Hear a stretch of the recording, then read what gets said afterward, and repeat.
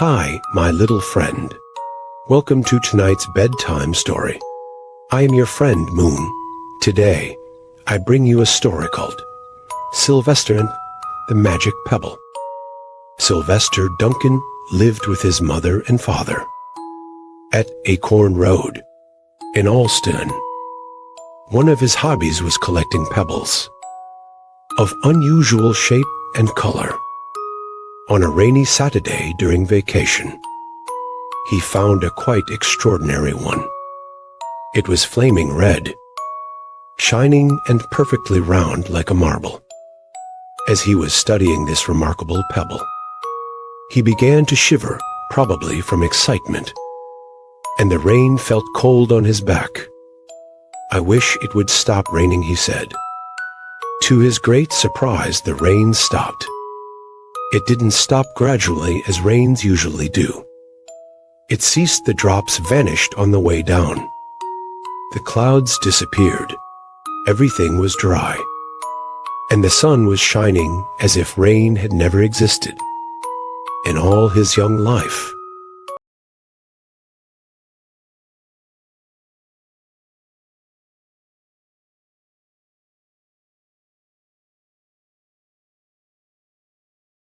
Remarkable looking red pebble, where indeed it was. To make a test, he put the pebble on the ground and said, "I wish it would rain again." Nothing happened. But when he said the same thing, holding the pebble in his hoof, the sky turned black.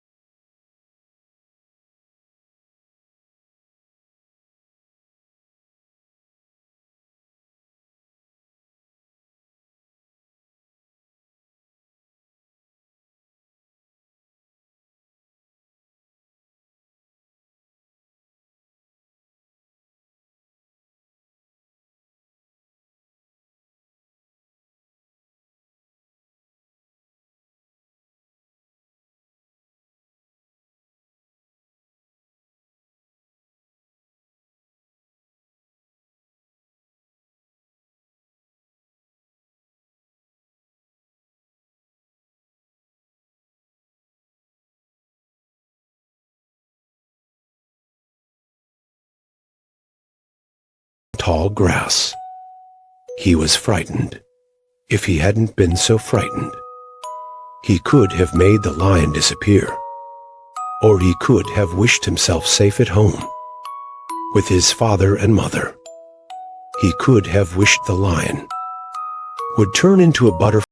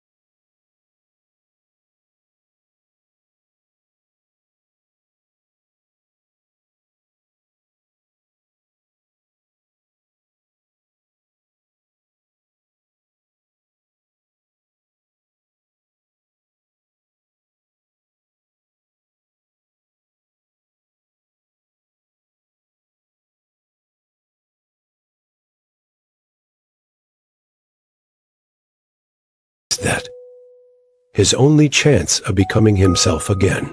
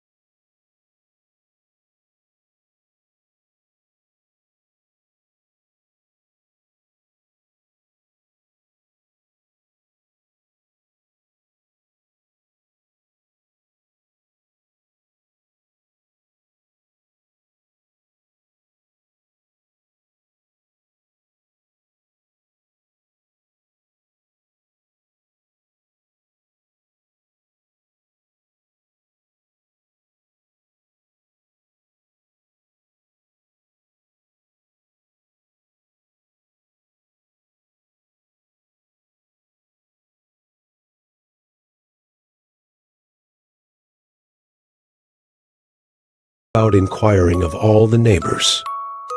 They talked to all the children, the puppies, the kittens, the cows, the piglets. No one had seen Sylvester since the day before yesterday. They went to the police. The police could not find their child. All the dogs in Oslo went searching for him. They sniffed behind every rock and tree and blade of grass, into every nook and gully of the neighborhood and beyond, but found not a scent of him. They sniffed the rock on Strawberry Hill, but it smelled like a rock. It didn't smell like Sylvester. After a month of searching the same places, over and over again, and inquiring of the same animals over and over again, Mr. and Mrs. Duncan no longer knew what to do.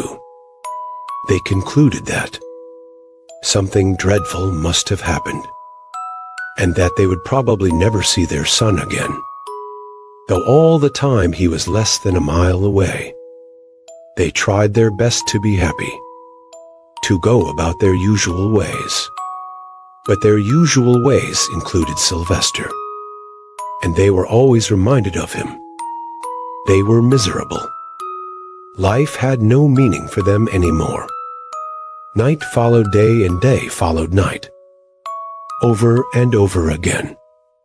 Sylvester on the hill woke up less and less often. When he was awake, he was only hopeless and unhappy. He felt he would be a rock forever, and he tried to get used to it. He went into an endless sleep. The days grew colder. Fall came with the leaves changing color. Then the leaves fell and the grass bent to the ground. Then it was winter. The winds blew this way and that. It snowed mostly. The animals stayed indoors, living on the food they had stored up. One day a wolf sat on the rock that was Sylvester, and howled because he was hungry. Then the snows melted. The earth warmed up in the spring sun and things budded. Leaves were on the trees again. Flowers showed their young faces. One day in May, Mr. Duncan insisted that his wife go with him on a picnic. "Let's cheer up," he said. "Let us try to live again, and be happy even though Sylvester, our angel, is no longer with us." They went to Strawberry Hill. Mrs. Duncan sat down on the rock. The warmth of his own mother sitting on him woke Sylvester up from his deep winter's sleep. How he wanted to shout, "Mother, Father, it's me, Sylvester, I'm right here." But he couldn't talk. He had no voice. He was stone dumb. Mr. Duncan walked aimlessly about while Mrs. Duncan set out the picnic food on the rock. Alpha-fast sandwiches, pickled oats sassafras salad. Timothy compose. Suddenly, Mr. Duncan saw the red pebble.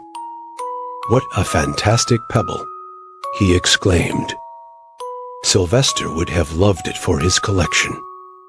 He put the pebble on the rock. They sat down to eat. Sylvester was now as wide awake as a donkey that was a rock could possibly be.